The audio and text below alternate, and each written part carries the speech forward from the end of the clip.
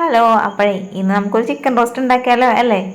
അപ്പോൾ കുറച്ച് ദിവസമല്ലേ നമ്മൾ ചിക്കൻ ചിക്കൻ്റെ റെസിപ്പി ഒക്കെ ഇട്ടിട്ട്. എന്നാൽ പിന്നെ ഇന്ന് ഉണ്ടാക്കിയപ്പോൾ ഞാൻ വിചാരിച്ച് വെറൈറ്റി ആയിക്കോട്ടെ എന്ന്. അപ്പം നമ്മൾ നല്ല കൊഴുത്ത ഗ്രേവി കിട്ടാനും അതേപോലെ തന്നെ ടേസ്റ്റ് കൂട്ടാനൊക്കെ നമ്മളിത് നല്ല അടിപൊളി ടിപ്സുകളൊക്കെ കാണിക്കുന്നിട്ടാ. എന്നാൽ പിന്നെ കണ്ടു നോക്കിയാലോ അല്ലേ? വാ. ഞാനിപ്പോൾ ഒരു 3 ചിക്കനായിട്ട് ഓർഡർ ചെയ്ത്, അത്യാവശ്യം വലിയ ചിക്കനായിരുന്നു.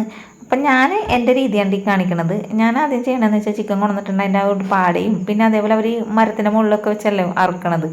അപ്പോൾ അതിലൊരു പൊടി പോലെയൊക്കെ ഉണ്ടാവും. അതൊക്കെ അങ്ങോട്ട് ക്ലീൻ ചെയ്തതിന് ശേഷം നന്നായിട്ടൊന്ന് കഴുകിയിട്ടാണ് ഞാൻ പിന്നെ മഞ്ഞപ്പൊടിയും വിനാഗിരിയൊക്കെ ഇട്ട് കുറച്ച് നേരം വെച്ചിട്ട് ഒന്നും കൂടി കഴുകി വാരി എടുക്കും കേട്ടോ.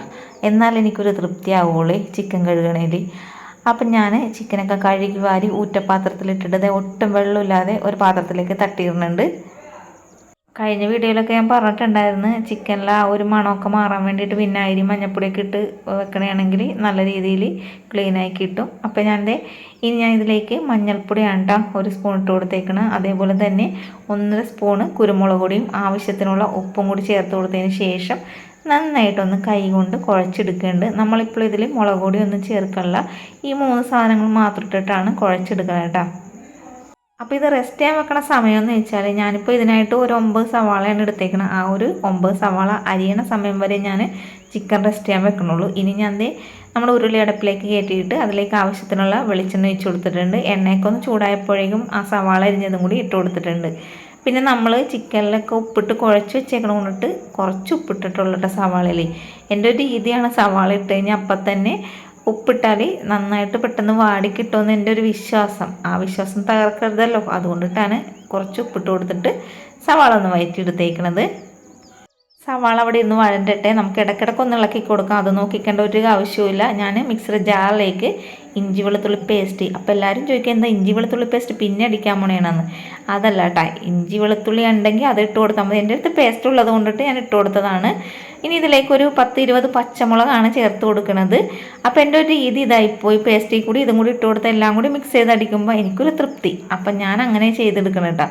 പിന്നെ ഇതിലേക്ക് ഞാൻ പുതിനയിലയും മല്ലിയില ഇട്ടെടുത്തിട്ടുണ്ട്. മല്ലിയില കൂടുതൽ, പുതിനയില കുറച്ച്, അത്ര അളവിൽ ഇട്ട് കൊടുത്ത് നന്നായിട്ട് അരച്ചെടുത്തിട്ട് വന്നിട്ടുണ്ട്. അപ്പം നമ്മുടെ ഈ ഒരു സവാള ഇതേപോലെ വഴണ്ടി ഇട്ടപ്പോഴാണ് ഈ ഒരു മിക്സ് ഇതിലേക്ക് ഞാൻ ചേർത്ത് കൊടുത്തേക്കുന്നത്. അപ്പം മിക്സിയിൽ പറ്റിപ്പിടിച്ചേക്കണം എല്ലാം കൂടി കൈയിട്ടൊക്കെ വാരിയിട്ട് ഇട്ട് കൊടുക്കുന്നുണ്ട്. എന്നിട്ട് ഇത് എല്ലാം കൂടി ഒന്നും കൂടി ഒന്ന് വഴറ്റി കൊടുക്കണം. അപ്പം നമുക്കേ ഇത് ഇവിടെ ഇരിക്കട്ടെ, അതിൻ്റെ ഇടയിൽ വേറൊരു പണിയും കൂടി നോക്കിയിട്ട് വരാം കേട്ടോ. അപ്പം ഞാൻ എന്ത് ചെയ്തു, ഒരു 3 തക്കാളി ആ ഒരു മിക്സിയിൽ തന്നെ അരിഞ്ഞിട്ട് കൊടുത്തിട്ടുണ്ട്. കണ്ടുമുട്ടൊക്കെ ആയിട്ടാണ് അരിഞ്ഞിട്ട് കൊടുത്തേക്കണത്. അപ്പം നമുക്ക് ഇതൊന്ന് അരച്ചെടുത്തിട്ട് വരാം. അപ്പോഴേക്കും നമ്മൾ ഇതിൻ്റെ ഇടയിൽ ഞാൻ ഇത് വഴറ്റിക്കൊണ്ടിരിപ്പുണ്ടായിരുന്നു. എന്നിട്ട് ഈ അരച്ചെടുത്ത തക്കാളി പേസ്റ്റ് ഇതിലേക്ക് ചേർത്ത് കൊടുത്തിട്ടുണ്ട്. ഈ ഒരു മസാലയ്ക്ക് ഇട്ട് കഴിഞ്ഞിട്ടുണ്ടെങ്കിൽ ഇട്ടറിന് പോയി കളയത്, ഇടയ്ക്കിടയ്ക്ക് വഴറ്റണം, വേറെ പണിക്ക് പോകണമെന്നും പറഞ്ഞിട്ടും ഞാൻ വിചാരിക്കുന്നതാണ് എളുപ്പത്തിൽ അങ്ങോട്ട് പണി തീർക്കാൻ വേണ്ടിയിട്ടാണ് ഞാനിങ്ങനെയൊക്കെ ചെയ്യണത്.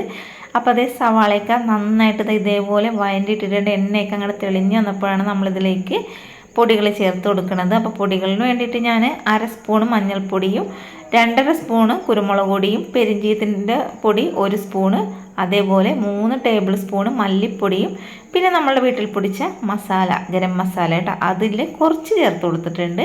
ഇനി ഇതെല്ലാം കൂടി നന്നായിട്ട് അങ്ങോട്ട് വഴറ്റി കൊടുക്കണം. സാധാരണ ഞാൻ ചിക്കൻ റോസ്റ്റിൽ മല്ലിപ്പൊടി ചേർക്കാറില്ല, ചിക്കൻ കറി ചേർക്കും, ചിക്കൻ റോസ്റ്റ് ചേർക്കാറില്ല. പക്ഷേ ഈ ഒരു ചിക്കൻ റോസ്റ്റ് എന്ന് പറഞ്ഞാൽ ഒരു വെറൈറ്റി ചിക്കൻ റോസ്റ്റാണ്. അപ്പോൾ അതുകൊണ്ടിട്ട് തന്നെ ഞാൻ കൂടുതലായിട്ട് ഇതിൽ മല്ലിപ്പൊടിയാണ് ചേർത്ത് കൊടുത്തേക്കുന്നത്. അപ്പോൾ അത് എണ്ണ തെളിയണവരെ വഴറ്റി കൊടുത്തിട്ടുണ്ട്. ഇനി ഇതിലേക്ക് നമ്മൾ മസാലയൊക്കെ തേച്ച് വെച്ചിരിക്കുന്ന ആ ഒരു ചിക്കനും കൂടി ഇതിലേക്ക് ചേർത്ത് കൊടുത്തിട്ടുണ്ട്. നമ്മൾ ഈ ഒരു ചിക്കൻ വറുക്കാതെയാണല്ലോ വെക്കണത്. അപ്പോൾ അതുകൊണ്ടിട്ട് തന്നെ ചില സമയങ്ങളിൽ നമ്മൾ ചിക്കൻ റോസ്റ്റോ ചിക്കൻ കറിയൊക്കെ ഉണ്ടാക്കുമ്പോൾ പൊടിഞ്ഞു പോകാൻ സാധ്യതയുണ്ട്. അപ്പോൾ അങ്ങനെ പൊടിഞ്ഞു പോകാതിരിക്കാൻ വേണ്ടിയിട്ട് നമ്മൾ ചിക്കൻ ഇട്ട് കഴിഞ്ഞാൽ ഒരു 5 മിനിറ്റെങ്കിലും ഇങ്ങനെ മൂടി തുറന്ന് വെച്ചിട്ട് നന്നായിട്ട് ഒന്ന് മിക്സ് ചെയ്ത് കൊടുക്കണം. അപ്പോഴാണ് ഞാൻ വിചാരിച്ചത് ഞാൻ കുറച്ച് കറിവേപ്പില ഇട്ടില്ലല്ലോ എന്ന്. അങ്ങനെ കറിവേപ്പിലയും ഇട്ടതിന് ശേഷം ഇതിലേക്ക് ഞാൻ ചൂടുവെള്ളമാണ് ഒഴിച്ച് കൊടുത്തേക്കുന്നത്. നമുക്ക് എന്തോരം ഗ്രേവി വേണമെന്ന് വെച്ചാൽ അതിനനുസരിച്ച് ചൂടുവെള്ളം ഒഴിച്ച് കൊടുക്കണം. എന്നിട്ട് ഒന്നും കൂടി മിക്സ് ചെയ്തതിന് ശേഷം നന്നായിട്ട് തിള വന്നിട്ട് പിന്നെ കുറച്ച് നേരം ലോ ഫ്ലെയിമിലിടണം. ഇടയ്ക്കിടയ്ക്ക് നമ്മൾ മൂടി തുറന്ന് മിക്സ് ചെയ്തും കൂടി കൊടുക്കണം കേട്ടോ.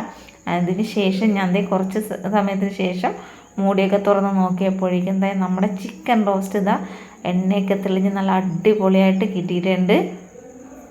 പക്ഷേ പരിപാടി തീർന്നിട്ടില്ല കേട്ടോ മക്കളെ, കുറച്ചും കൂടി പരിപാടി ഉണ്ട്. ബാക്കി വന്ന ഗരം മസാലപ്പൊടിയും പിന്നെ ഇതിലേക്ക് ഞാൻ ടൊമാറ്റോ സോസാണ് 1 ടേബിൾ സ്പൂണോളം ഒഴിച്ചു കൊടുത്തിട്ടുണ്ട്. അപ്പോൾ ടൊമാറ്റോ സോസും കൂടി ഒഴിച്ചാൽ നല്ല ടേസ്റ്റ് ആയിരിക്കും. പിന്നെയും തീർന്നിട്ടില്ല കേട്ടോ. ഇനി ഞാനൊരു പാൻ അടുപ്പിലേക്ക് വെച്ച് കൊടുത്തിട്ടുണ്ട്. നെയ്യ് ആദ്യമേ ഒഴിച്ചിട്ടുണ്ടായിരുന്നു, അപ്പോൾ ഒരു പാത്രം കാലിയായിട്ടുണ്ട്. അപ്പോൾ അതൊന്നും കൂടി ചൂടാക്കിയിട്ട് ബാക്കിയൊന്ന് നെയ്യും കൂടി ഒഴിച്ചു കൊടുത്ത് പിന്നെ കുറച്ച് ഉള്ളി പൊടിപ്പൊടിയായിട്ട് അരിഞ്ഞിട്ട് അതും കൂടി ഇതേപോലെ വഴറ്റിയെടുത്തിട്ടുണ്ട്. പിന്നെ കുറച്ച് വറ്റൽമുളകും കറിവേപ്പിലയും എല്ലാം കൂടി മൂപ്പിച്ചെടുത്തിട്ട് നമ്മൾ ഈ ഒരു ചിക്കൻ കറിയിലേക്ക് അങ്ങോട്ട് തട്ടിക്കൊടുക്കണം.